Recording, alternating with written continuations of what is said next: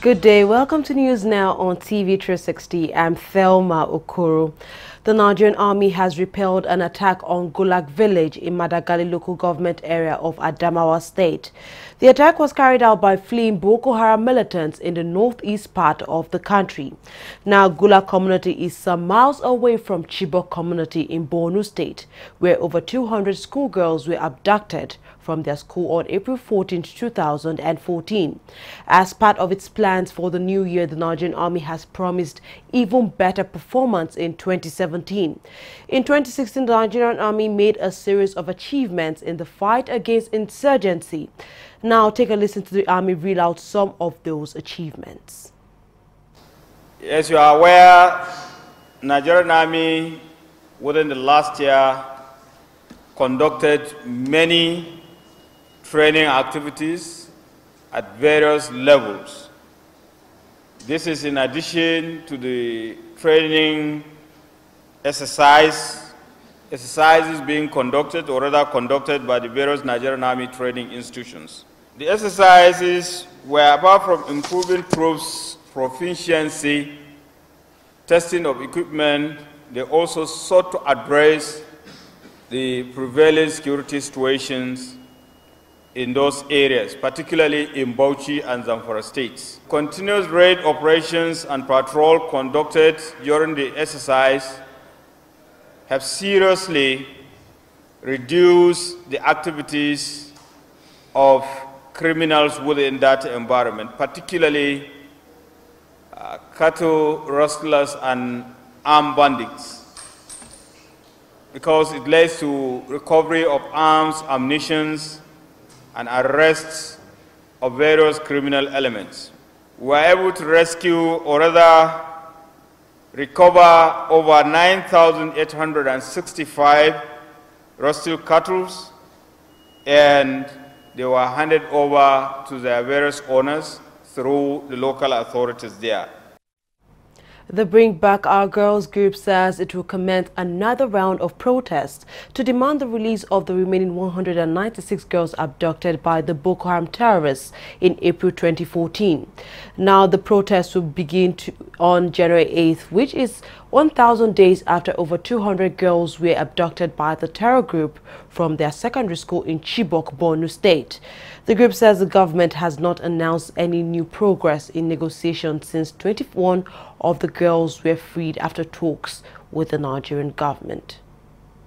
Painfully, we are only a few days away from day 1,000 of their tragic abduction, with no communication, no clarification, no status report on the negotiation the federal government previously stated was ongoing for the release of the remaining 196 girls still with terrorists. Our movement is therefore again constrained to resume our marches to mark the day 1,000 tragic milestone. Our movement expects that the President regard the day 1,000 milestone as an overdue time to bring this horrific saga to a final closure. We shall therefore carry out a series of activities for a period of 1 week, using our 24-hourly marches to compel our federal government to accelerate the decision and actions necessary to bring back the rest of our Chibok girls to their grossly disappointed parents. Unlike our other global week of action carried out over the last 30 months of our advocacy, the Day 1000 version in Abuja shall be themed along various issues related to our Chibok girls. However, it shall principally be powered by a 24-hourly march to the entrance of the State House. The Nigerian army has deployed troops in southern Kaduna to hold the killings in the northern region. Army spokesman Brigadier General Sani Usman said the army will create a military formation in the region to also keep the region safe from armed bandits. He said the army is working with the police and the Department of State Service to achieve this. The Christian Association of Nigeria has alleged that 808 people died in the southern Kaduna crisis, but the Inspector General of the Nigerian Police Force, Ibrahim Idris, has disagreed with the projected figure, though he refuses to say just how many people were killed or injured in the violence. Northern Nigeria in 2016 was plagued by a series of attacks by suspected Fulani herdsmen, leading to the death of dozens of people. Nigeria's Interior Minister says the recent crisis in southern Kaduna State had no religious links. In a statement issued, the minister, Lieutenant General Abdul Rahman Bello Dambaza, who's retired, warned opinion leaders and religious leaders to stop making and inciting comments about the crisis. He also called on all well-meaning Nigerians not to allow themselves to be dragged into religious conflicts. Chief of Army Staff Tukur Buratai has said Nigeria would deploy 800 soldiers to the United Nations mission in Darfur. Buratai made the disclosure at the Nigerian Army Peacekeeping Center during the graduation of 755 soldiers and 45 officers that participated in the pre-deployment training in Jaji, Kaduna State.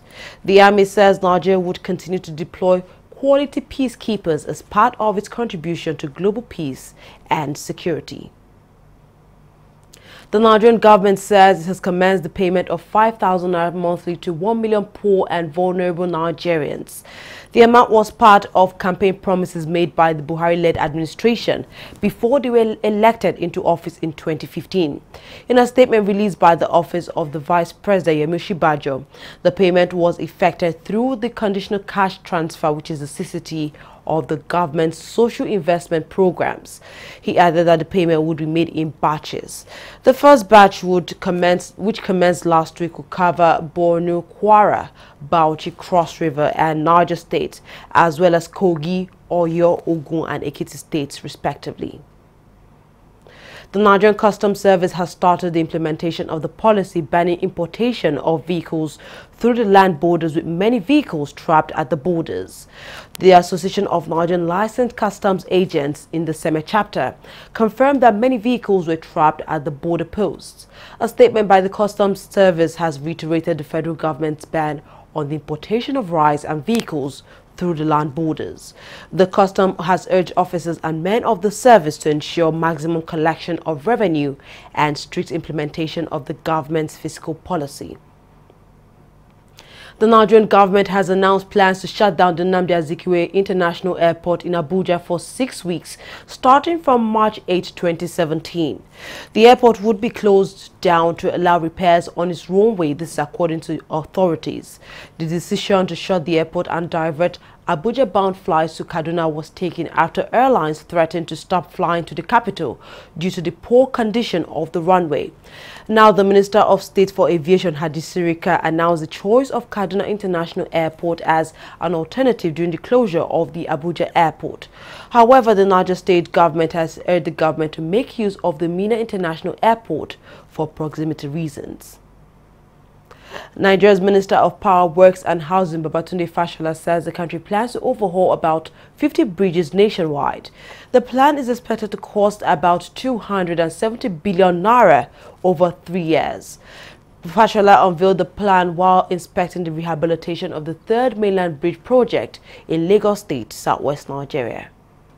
The work we have come to inspect here, I think, was awarded a couple of years back when there was indication of some misalignments here on the Lagos Outer Ring Road. And you have to understand, Lagos Outer Ring Road is the beginning of what leads on to the third mainland bridge itself. It ends just about here from the outer marina. So, and it's been caused by some ecological problem, erosion, sand filling and all of that. So sections of this road have moved, as you would have seen from the photographs there, as a result of subsoil displacement. So there was some work that was awarded to correct it, but clearly, as the contractor was telling me why it hasn't been completed since, they were not paid. So they just got money in 2016 when this administration resumed work. They plan to finish this in November.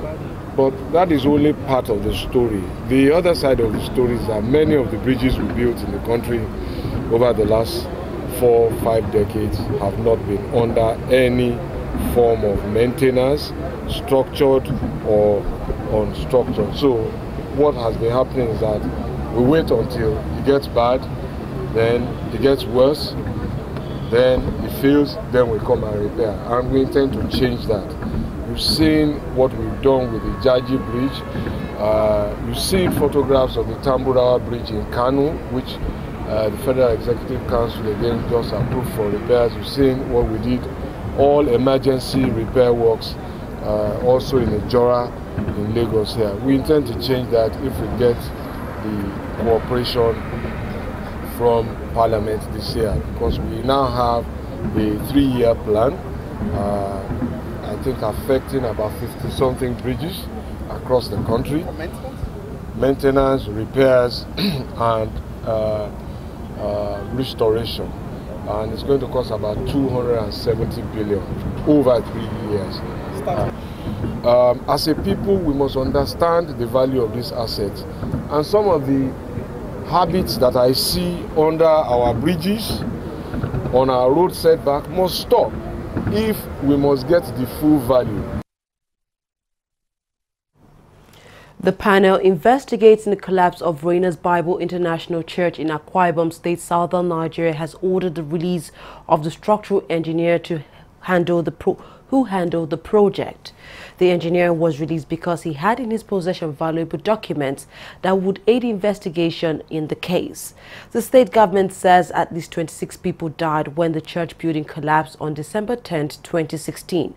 Both eyewitnesses have reported a higher figure, saying some as many as over 100 died in the incident. Staff of Nigeria's main opposition party, the People's Democratic Party, has staged a peaceful protest demanding the immediate opening of its national secretariat. The protest was held in Abuja, the nation's capital, on Tuesday.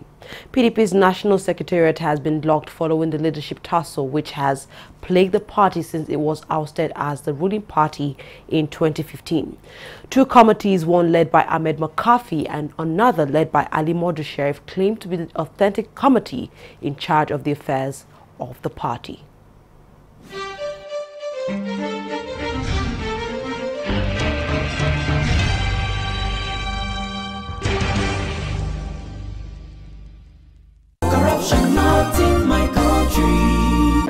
That was a very good business. Yeah. The furniture you brought was very perfect. That's how we roll. Because then let me do you receipts. Yeah. How much of it again? 1 million naira. Okay, write 2.5. The deal was for 1 million naira now. Okay, write 3 million. I'll give you 500. Oh no, I don't do business like that now.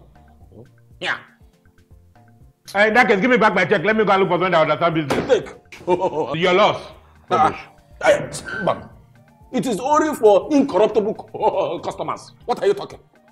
Now get out. What kind of this? You will just die. No, you will die. That is the door. Now get out from here. Rubbish. Look, my people, make we only add money for original invoice price. That's not corruption. Say no, not in my country. Corruption not in my country.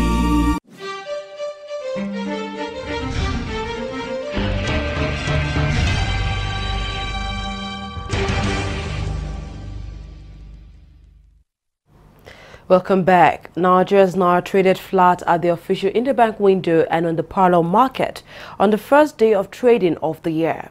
The stocks fell almost 1% in trading, dominated by losses in petroleum, banking and brewery shares. The Naira closed at $305 a dollar on the official interbank window. On the parallel market, the Naira was trading at $4.92 the US dollar, its closing level last year. The Naira lost around a third of its official value against US dollar in 2016. The Nigerian National Petroleum Corporation has awarded its 2017 crude oil term contracts to 39 companies. NNPC head Mike Baru said the group had received bids from 224 companies. The contracts covering about 1.31 million barrels per day of crude oil were awarded to 18 Nigerian companies, 11 international trading houses, 5 foreign refineries, and 3 national oil companies, as well as 2 NNPC group trading arms. Absent from this year's list were the trading arms of oil majors ExxonMobil, Shell, and ENI. Trading houses Mercuria and Talaveras, as well as refiner Saras, were all absent, and they were all on the list of the 2016 contract list. Oil prices rose on Wednesday, with the top exporter Saudi Arabia expected to increase prices for its crude as part of planned supply cuts. Brent crude was up 21 cents at $55.68 per barrel, while U.S. crude was trading at $52.50 per barrel. The gains were due to an expected tightening of fiscal oil supplies as major producers like the OPEC plan to cut crude output from this month. A car bomb wounded at least 4 UN guards when it exploded near a United Nations compound in Somalia's capital of Mogadishu. Al-Qaeda-allied Al-Shabaab insurgents claimed responsibility for the attack. The bomb was planted in a car garage, which was parked outside facilities belonging to the United Nations Development Program. The Gambia's Independent Electoral Commission IEC chief has gone into hiding. Aliu Moma Njai, who announced Yaya Jammeh's defeat in the polls last month, has fled the country, according to his son. President Yaya Jammeh initially accepted defeat but then changed his mind and is now refusing to step down from office. Jammeh, who has ruled the Gambia for 22 years, is due to be replaced by Adama Barrow on January 19, 2017. 3 private radio stations have also been taken off air in the country since Sunday, in the first sign of a media crackdown in the country. Diplomatic efforts to convince Yaya Jammeh to accept defeat have so far proved unsuccessful. Leicester City have signed Nigerian midfielder Wilfred Ndidi from Belgium side Racing Genk. The Premier League champion said Ndidi was signed on a 5.5-year deal, subject to a work permit being granted. The 20-year-old has undergone a medical and agreed personal terms at the club.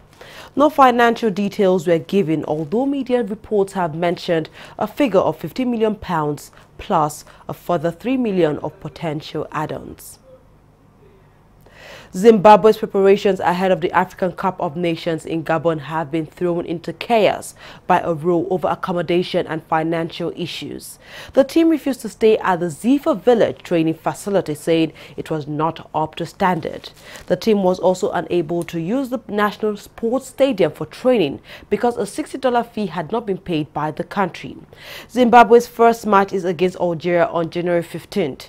They will also face Tunisia and Senegal in Group B of the tournament.